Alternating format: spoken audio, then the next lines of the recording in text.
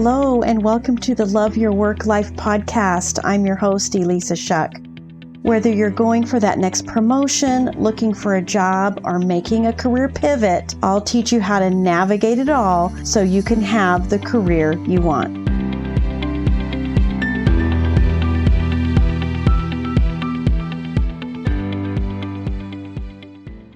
You're listening to episode 56.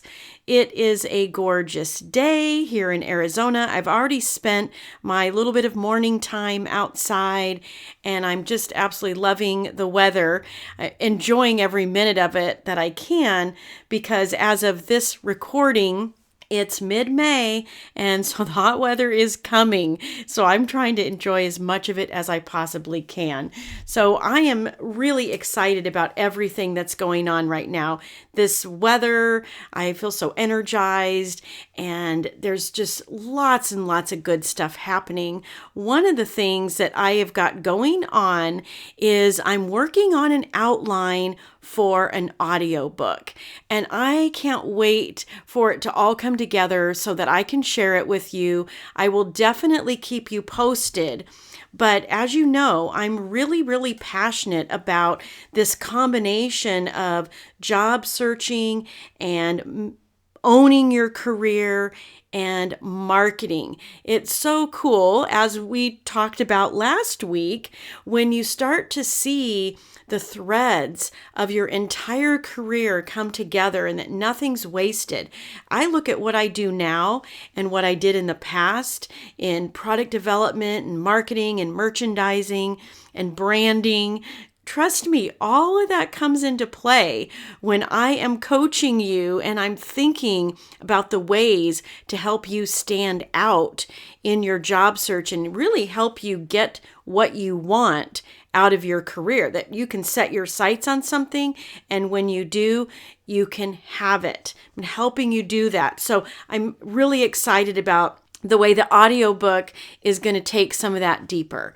But for today, I want to talk about interviews.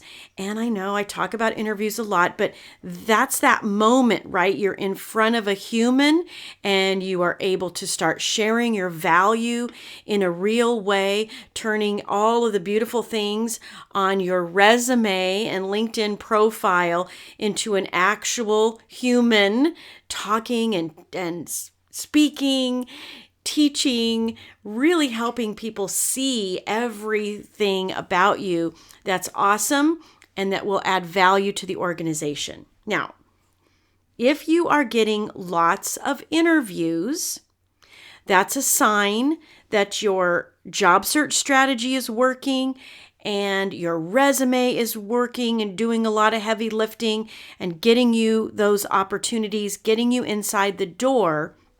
But when you're interviewing and moving through those stages of interviews and not getting offers, it means something is going sideways in that interview. And this is not something to stress out about. This isn't something to worry and beat yourself up about. It's something that is so easily fixed. And I know this because I'm helping clients fix it every single day. This is what I do. We get the opportunities flowing, and then we work on how we talk about ourselves, how you talk about yourself.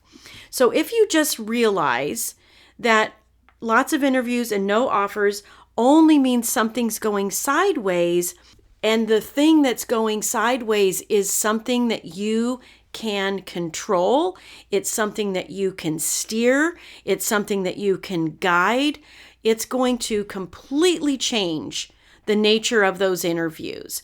So I want you to think about it like this. Everyone has a story going on in their brains during the interview process.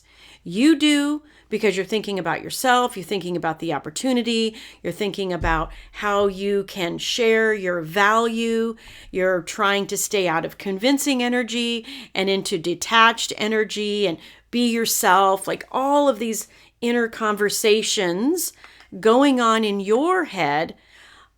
the person interviewing you has a lot of conversations going on in their head as well. Trust me, I've been there. Been a hiring manager. I've done lots and lots and lots of interviews. And the whole time I'm thinking, could this be the right person? Oh, how can I learn more about this about them? And of course, I've got my standard list of questions that I'm asking, but I want to leave enough room for that to take a turn and dive a little bit deeper into an answer that they provided. So trust me, the interviewer has a lot going on in their mind as well. But I want you to realize that you not only have control of the narrative in your mind, but you can actually control or at least guide and steer the narrative that's going on in the interviewer's mind as well. Here is something that happens frequently when you're doing a lot of interviews, but you're not getting any offers. You could be coming off as underqualified or overqualified. Now, those are very broad terms. There could be some nuances in quote unquote underqualified and some other nuances in the idea that someone is overqualified. But you know what's kind of happening if the person is asking you questions and they're trying to pull something out of you. Say, for instance, on the overqualified side, when someone says something like, you might be bored in this position. I actually had someone say that to me in an interview. I had a good comeback for it, though, because I got the job offer. But you can actually help them see that you're not overqualified. But if that's a story they've got going on in their mind, then you need to take control of that narrative. You need to not allow that narrative to continue, or they're just going to be making assumptions about you that aren't true. I have lots of clients that have very, very specific reasons why they want to stop being a manager and become an individual contributor. But if they don't control that narrative, if they don't guide the narrative in the head of the other person, then all that other person is going to see is, wow, I wonder why they want to become an individual contributor. Maybe they're not that great of a leader. What if this is just they're taking a break from leading and they're going to quit later and I have to do this all over again? That's a story that's going on in a hiring manager's mind. So when you encounter something like that and someone is describing you to yourself, then I want you to take that as a cue that you need to now start guiding the narrative that's going on in the mind of the interviewer. First and foremost, you can do this right from the beginning. When you are answering the question, tell me about yourself, and you have a sense that the interview is going to go sideways, or you've had the experience that interviews go sideways, then take charge from the very beginning with how you answer, tell me about yourself.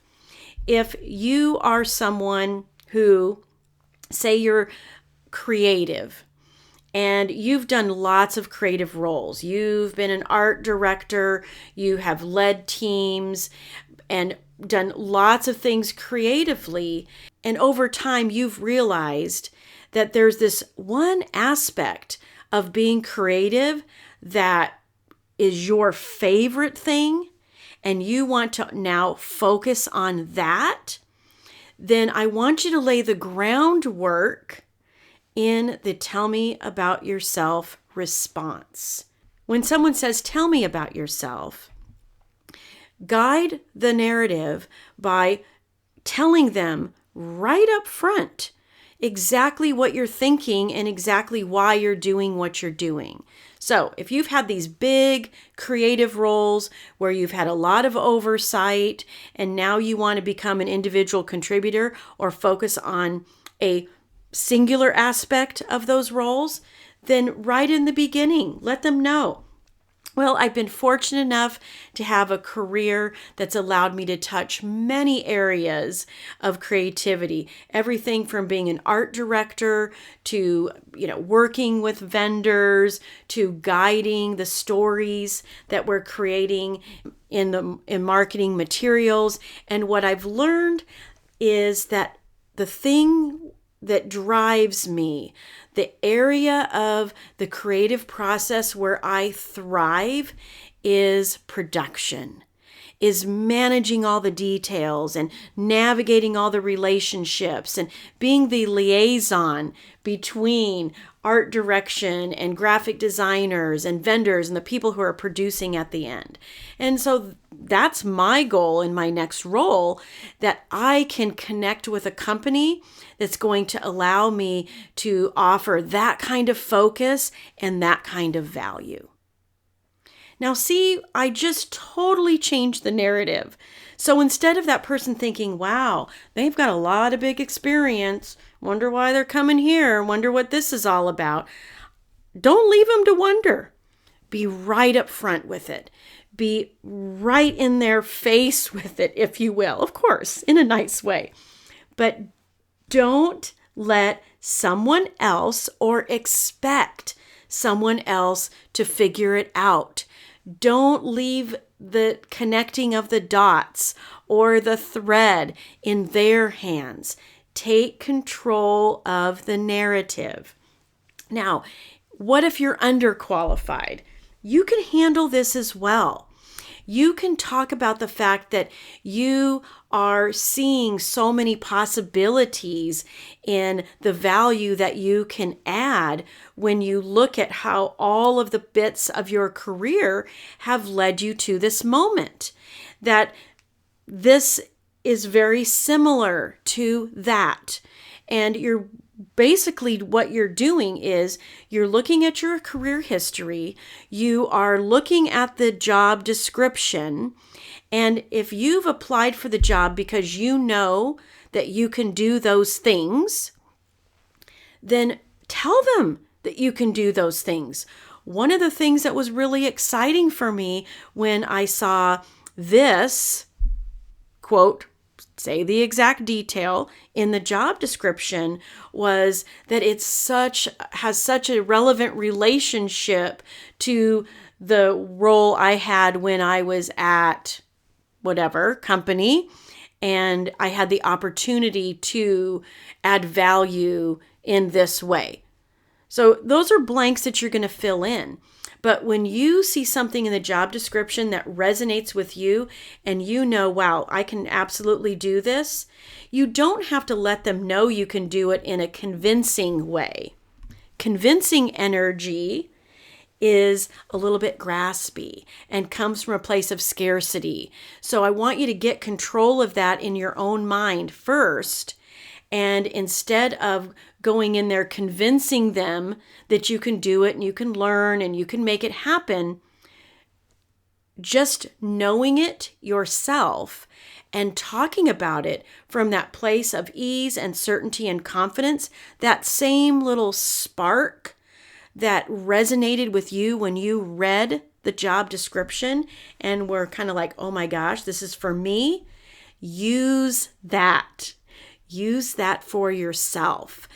Take that same energy with you into the interview. You don't have to convince anyone of anything. If you're convincing yourself, chances are you're in convincing energy and that will flow into the other person.